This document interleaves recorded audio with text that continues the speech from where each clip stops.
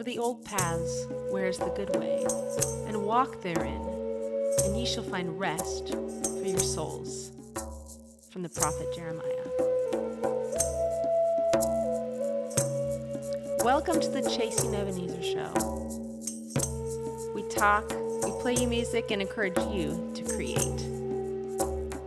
This season, we invite you to join us as we create around a central theme each episode. We encourage you to find the path by making.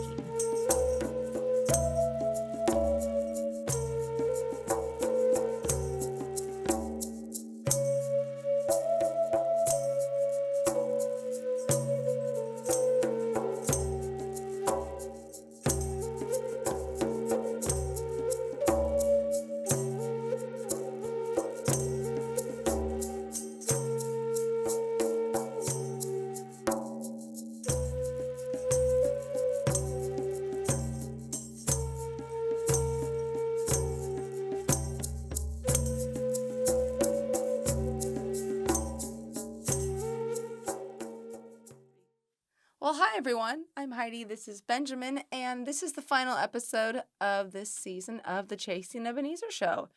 This is our Compass episode. We've paired it up to match with the release of our album Compass, which is it's coming out. It's coming out November 7th, available on streaming everywhere. We're super excited about it. I'm running towards it with my arms. See? That's exactly what that looks like. Choreography is what I call it. Patrons, whether you are currently donating or have donated in the past, you should have it in your patron inbox or your email. If you didn't get it, for some reason, we need to know because you've helped us fund it. Thank you. Thank you very much. Grace Garrett is our newest patron, so thank you. She's an amazing musician and artist of all kinds, and thank you, Grace. Yeah, thank you so much. So, Heidi? Yes, Benjamin? What's your creativity teaching you? It's the last time I get to ask it today. Is it? Yeah. Is it? Depending on how many times we have to re-record Well, that's this. true. That's true. I had an answer and now I don't remember what it was. Oh, I know. I'm realizing that I have to just let things go sometimes and call it good enough. And I don't like that at all. But I'd be working on one or two things till the day I died if I never just say, okay, it's good enough. I'm so glad we got you on video saying that. Why? Because you're going to play it back to me now every time I am having Every time you're looking at a painting and you're like, wait. It's not done yet. It's not done yet. It's not done yet. Well, I think that it has to be just as good as I can get it. As good as I can get it. And so there you go. Well, yeah, like the phrase that I was thinking about even when we finished the album was, this represents the quality of where I am today. Oh, yeah. You know, no, that's good. Because it's a lot of pressure to like feel like you have to be Yeah. so much more than you currently are. And that's, yeah. Why not just be satisfied with where you are? Oh, well, because then you'd have to be satisfied with where you are. Yeah. So doesn't sound like us. That's just, it's a really vulnerable place. Actually, I think I'm feeling really vulnerable getting the album done and having to say it's done. Sure. Because it's just really hard to share things. But it's just part of the creative process is sharing it once you've decided kind of that timing piece. And this is the time. We really hope that you feel our love through the music. We appreciate you. And if you're in Portland, come celebrate with us at the release party on November 16th. We want to sell the place out. Thank you to all of you who are planning to make it. And we hope to have a really good time. Yeah, it'll be at Alberta Abbey. Tickets are online and on sale now. What is my creativity teaching me? I thought you already answered this question. No, I was just adding to what you said. Oh. Well, okay. I thought you. I had a whole. You just had a whole well of wisdom here. Well, you know, it's because I didn't want to forget it, so I figured I'd just say it. What I'm realizing, because that was a whole lot of output to get that album done, but I still have all these desires and goals. Like I'm already thinking through like our next several releases, and I have all this ambition, but I'm also realizing you just sighed and so got tired. Just hearing You're you say making me it. so tired right now. But I'm also realizing my creativity needs to have a little bit of a break. It needs to rest so my ability can match my ambition. I have to accept the fact that I am not functioning at 100% right now, so I'm not going to try to trick myself into doing that. So what we're telling you is, are we telling them to have low bars for this episode? That low goes without saying, expectations? like every episode, every show, just set your bar low so that way you're never disappointed and we don't feel pressured. All right, so as Heidi said, the theme for this month's episode is compass. So here we go. So when was the time that you got lost? I was at SeaWorld with my family, and we were watching one of the shows, and the crowd kind of surged out, and I started moving, and then all of a sudden I couldn't see my parents, and there were all these people around me. I thought I was lost. They could see me the whole time, I found out.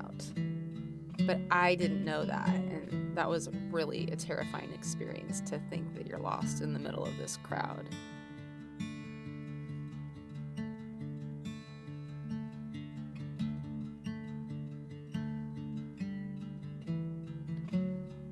What does it feel like to either be lost or to have lost something really important to you?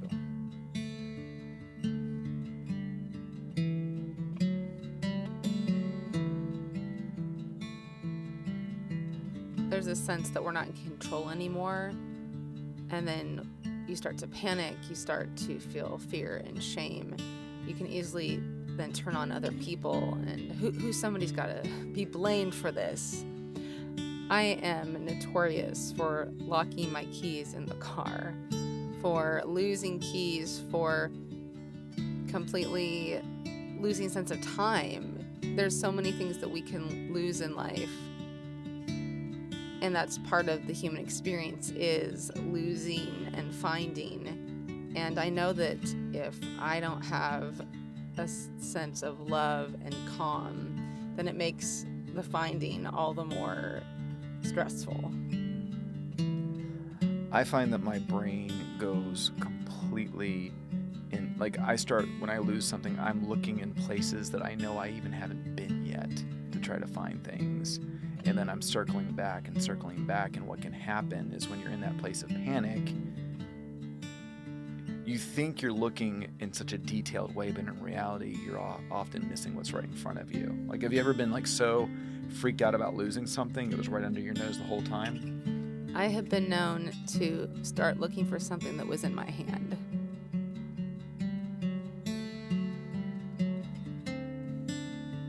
So when we get lost, what's the right way to respond? I think that when we're lost or something is lost, acknowledging that just because in this moment that might be true doesn't mean that it was or is always going to be true. And that's very difficult for me, to not live in the imaginary tragedy that could happen. I think it's really important to stop and pause when either you're lost or you can't find something. If we're just reacting versus calmly responding and thinking, that's really important. And the other thing, and this is something I hate doing, is asking someone else to help me find it or asking for help. I have a hard time involving other people in things that I'm weak at, but it usually doesn't go well for me when I don't.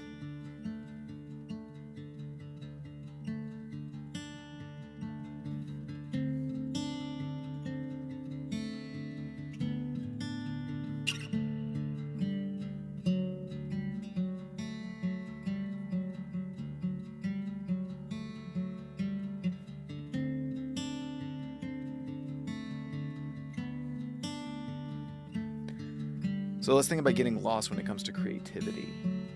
What does that look like? Like, how can we get lost sometimes in our art making or in our creative projects? It's often easy to forget why you were creating to begin with. If you're creating to try to earn love or to try to earn respect, rather than just for the sake of creating, it can be really stressful and there's this pressure. I think sometimes we can focus so much on a minor detail that we forget the whole thing. So it's almost like hyper-focus can cause us to get lost. You can forget the whole big picture versus this one little Yep. sound bite or one little paint stroke versus what is this actually trying to say and be? Right, exactly. So what are some compasses then that can help us when we find that we've lost our way in our creative projects? Constantly going back to love.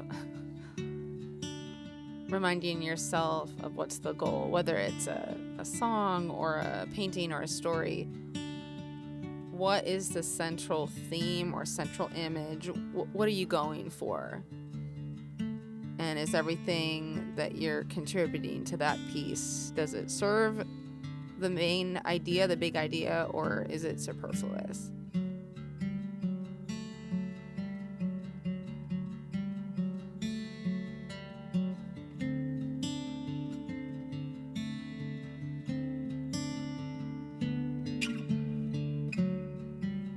I think the thing that I've been thinking about through this whole topic and making the Compass album is that if love is not my number one compass, then everything else will only be able to go but so far.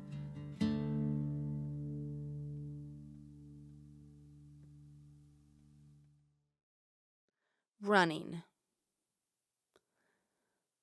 I've thought of everything. I've taken every measure to ensure that I am untraceable. Nothing from my current life is with me. Phone, credit cards, keys, I've left it all behind. And as far as my family and friends are concerned, I have vanished. At nightfall, I hop the city bus that will take me across state lines. The black hood of my jacket shadows me from the cameras and allows me to blend in with the other passengers. I am anonymous. Hours later, the bus stops at a town in the middle of nowhere, and I continue on foot. Leaves crunch beneath my feet, and I breathe in the scent of the wild terrain. I leave no trail that a search party could locate. I am a caged eagle whose wings have found free air. There are different types of running. One type of running is emotional, a reactionary attempt to prove a point. You might say you want to leave, but at the end of the day, what you really want is someone to care enough to come looking. You want to be found. But there's another kind of running. This running is calculated. It's planned and deliberate, like a prisoner escaping incarceration. This type of running holds no desire to be found. My running is the latter. I do not want to be found. And yet, in the middle of this wilderness, I have failed. I'm not alone. Nipping at my heels, tugging at my soul, a presence follows me. This presence has been with me since I remember existing. My elaborate plan to hide has proven futile. Try as I may, I cannot escape you. I cannot escape love. In spite of all my efforts to reject it, love is always with me. Love sees me, love knows me. How do you outrun a love that just won't leave?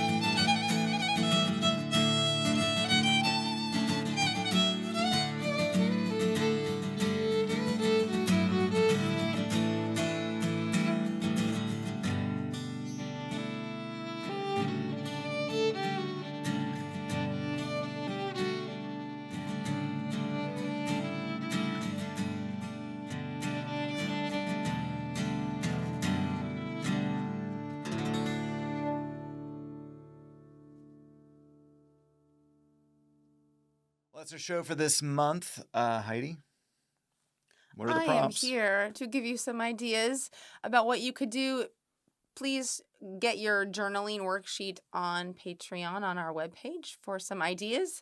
But I got some prompts here.